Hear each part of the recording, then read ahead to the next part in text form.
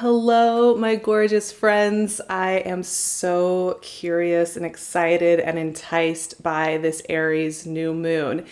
This is one of those new moons that can really help us get back to basics, reignite our curiosity, our kind of innocent joy and exploration of this world. And we're going to do that by looking at the parts of ourselves that maybe feel like we're a little embarrassed about them, we have a little bit of shame, or the parts of ourselves that we feel like we have to hide because they don't fit a cultural script well enough for us to be safe and held by the collective.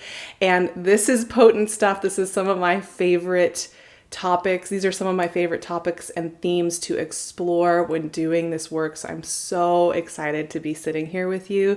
Let's get right into it. First, let's just look at Aries energy, right? This is the first new moon of the Western astrological year. The Aries new moon is always going to have a sense of curiosity, play, new beginnings, dreaming up new pathways. It's a really wonderful moon to kind of get in touch with what it is that's really coming out of your heart, out of your solar plexus, what you're wanting to create and be inspired by in this world. It's fantastic energy. Just in general, the new moon in Aries every year is going to be a place for fresh ideas to spring to life seemingly out of nowhere, because that is part of the hallmark energy of Aries. Aries is the first sign of the zodiac. It's cardinal fire energy. It's like that match that is lit, that spark that catches, and it almost feels like it's coming out of nowhere when we really think about fire. It is so magical and mystical and amazing that it is here and that it appears seemingly out of nowhere, out of that heat and that fuel. And so Aries new moon is going to always have that energy. But this new moon is also going to have another aspect to it that I think adds layers and meaning and depth and helps us understand Aries energy and our own just humanness as we move through the world at a deeper level. And that's because this new moon is going to be conjunct Chiron.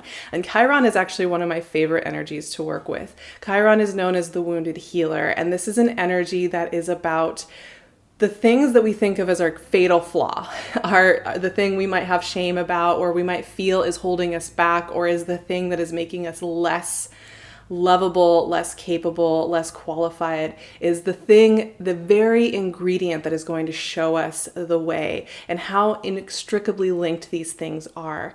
Chiron has been moving through Aries for many years now and has a few more to go. It's about midway through its journey, a little less actually. And so it's been working with Aries energy really, really deeply. And I find this fascinating. On a cultural level, when you have Chiron moving through a sign like Aries, which represents this sense of I'm here, I'm curious, I'm fresh, I'm willing to put my foot out there and try and see what happens. When you have Chiron moving through this sign, part of what is going to be happening here is all of us healing from the trauma, the stressors, the trainings that we receive when we're young often, but throughout life, honestly, when we are in that curious, fresh, innocent state and we put ourselves out there and then we get kind of burned by it. We learn to hide parts of our identity. We learn to kind of cover it up by wearing the right clothes or doing the right performance, for our gender or for our class or for whatever the constructs are. So Chiron moving through Aries here is helping us all to come to greater peace with who we truly are, beyond the armor, beyond the performances that we feel we have to perform in order to be lovable, in order to be connected, in order to be part of this collective experience, and also in order to just be at peace with ourselves. So Chiron in Aries is essential for all of us at this time, I think, to find that deep healing. And so I'm really loving this new moon because it is a moon of being dreamy, of being fresh, of thinking of what it is you want to experience in this life. But the trick here with working with this new moon that is conjunct Chiron and asking us deep questions is not what we think we're supposed to want.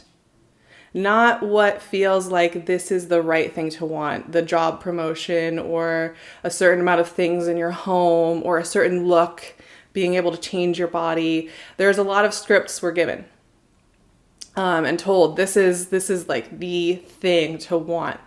And some of them we can obviously call out and be like, I don't care about that. Who cares about that? But certain ones can kind of hitch a ride with us for a while. So part of the trick here with working with this Aries new moon is to get really honest. Like, what do you truly want? It might be a very simple, quiet list. And that is awesome. There is nothing wrong with that. It doesn't have to have all the bells and whistles. It doesn't have to be crazy expansive. If it is, if that's, if you're having a lot of visions, great. Like, go with that. I'm not judging. I'm not here to judge and compare and say this is better than that. But what I am saying is it's important that if we're doing the daydreaming and we are connecting with what it is we're trying to cultivate in this life, we got to get really, really honest, because I want to get back to some of the messaging here with Chiron. I was just recently listening to a chat with Martha Beck, who's one of my favorite teachers, and she was talking about embarrassment and what embarrassment is doing here in our body. And she was talking about having a really embarrassing experience and then going home, and rather than trying to kind of ignore it and push it away, she let herself feel the embarrassment, like the heat moving through her body, the discomfort, that feeling of like, oh my gosh. And then she mentioned how often the things that we feel shame and embarrassment about, when we kind of put our foot in our mouths in a social conversation, or we let people know like we find this skill set hard or this situation challenging, or we don't really understand what somebody just said, or we trip and we fall, or we have any little thing that we might find that we have shame, embarrassment, or even guilt about. These are often the very parts of ourselves that are longing for connection, that are longing for embrace and understanding. And so often what I have found in the work that I do and just in my life with my friends and the people closest to me, the parts of myself that I have felt like, I gotta hide this, I gotta have a really good performance on, just pretend it's not happening. Once I let people know this is something that I feel awkward about or uncomfortable with, I got so much closer to those people, and we bonded and we understood each other at a deeper level. So this is also about thinking about parts of ourselves we feel we may need to perform away. We feel we need to armor up and stay safe behind a great performance. I think a lot of us are really, really talented performers in the world. And that's not like, I mean that as genuinely like, wow, look at, we're doing this performance through life. Like, all of us, we've put a lot of effort into this. We've really committed to making it through this. And that's a skill set all on its own. But what happens if we found greater peace with the part of ourselves that we do feel shame and embarrassment about? What would happen if we allowed ourselves to embrace the aspects of ourselves that we feel are the most deeply flawed, or the things that are holding us back, or the things that we must hide from everybody around us? And it's a fun question to ask. I'm not necessarily saying at this new moon you have to go and call everybody you know and tell them the thing about yourself, or post pictures of yourself without makeup or anything on. There's no pressure here for this, because this is about how we're feeling within ourselves as well. Aries is an energy about our relationship to that sense of I am this individual in the world. And so it's most important to just start exploring if we have something that we feel really embarrassed to share, or something that we feel we need to keep armoring ourselves against or hiding against, our greatest fears, the things we consider our greatest weaknesses. What would it feel like to develop greater peace with that? What would it feel like to not be in such a battle to try and push it away from ourselves? This is a really wonderful place to explore. And when we ask this question about our peace with whatever it is that we feel embarrassed about, there's so many things to choose from. We all have our own special concoction that we've developed in our life. What do we dream of what do we dream of bringing into our lives? What do we dream of producing or creating in our lives when we no longer feel that struggle? of having to hide or delete parts of ourselves and use up our energy doing that every single day, what do we dream of then? And that's where things start to get really, really interesting, because answers can surprise you on that front. I have found that when I get really, really honest about this, some of the answers to what I'm putting in my vision, what I'm putting in my journal, what I'm envisioning in a new moon, which is so much about planting new seeds, it's very different answers depending on if I am feeling at peace with who I am and just letting myself be the weird space blob that I am, because that's happening. It's not changing anytime soon. I have a card here like sitting on my hand, so let's see what it is. Queen of Swords. Honesty, directness, clarity, cutting through to the deeper truth. Queen of Swords is not here to make things look pretty or just avoid things. She's getting straight to the core of what it is we want to find and see in ourselves. Being really, really deeply honest and deeply accepting of who we are. And that clarity can bring so much peace and wisdom to our lives. I think too, for me, this Aries new moon is not so much about what we can consume or amass or collect in order to be what we think we need to be, in order to do a better performance, in order to like be more ingrained in things. It's going to be more about what we truly want to do. And I keep saying this, but it's like, what does a typical mundane afternoon look like to you that feels like you are lit up? That feels like you are shining from within? Is it taking extra rest? Is it creating really revolutionary art? Is it walking with people that you really, really love? Is it volunteering? Is it cooking really nourishing food? What is it?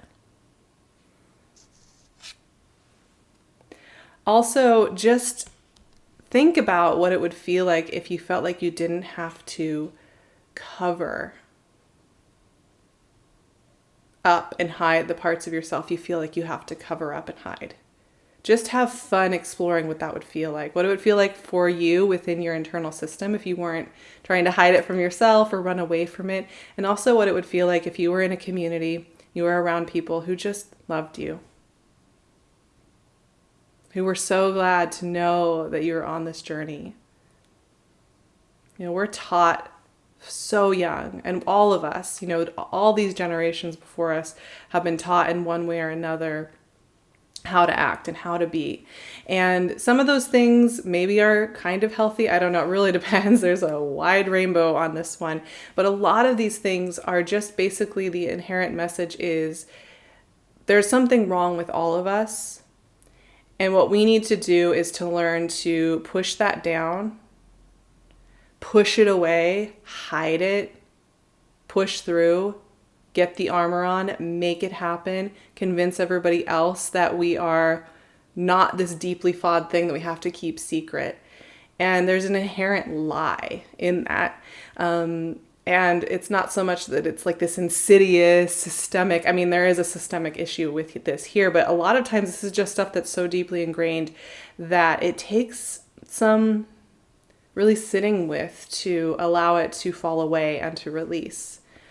And in a consumerist culture that's constantly telling us we need makeup, we need clothes, we need cars, we need household items in order to feel like we're living this fantasy of life, this is a really, really great new moon to reconsider what our fantasy of life is, what the spark of life is within us. And is it really all those things? Is it really this performance?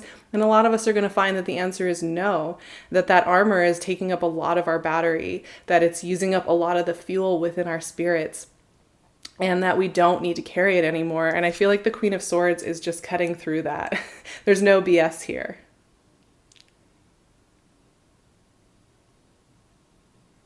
And things that are deeply true, things when we say something that is really true, our body relaxes, our hearts relax, we're able to be more open. So that's it.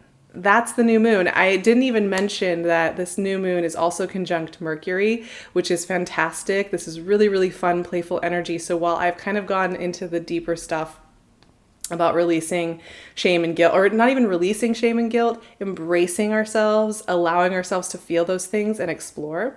But it's also about play. It's also about getting curious and fun and having the play of getting to dream of the life you want when you don't have to use your energy trying to cover yourself up or to hide your true nature.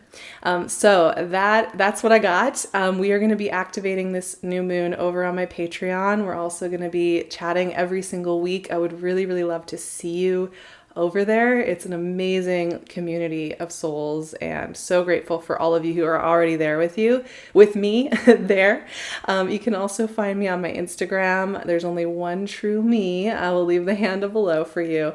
And you can find me on my website and my email if you want to get in touch.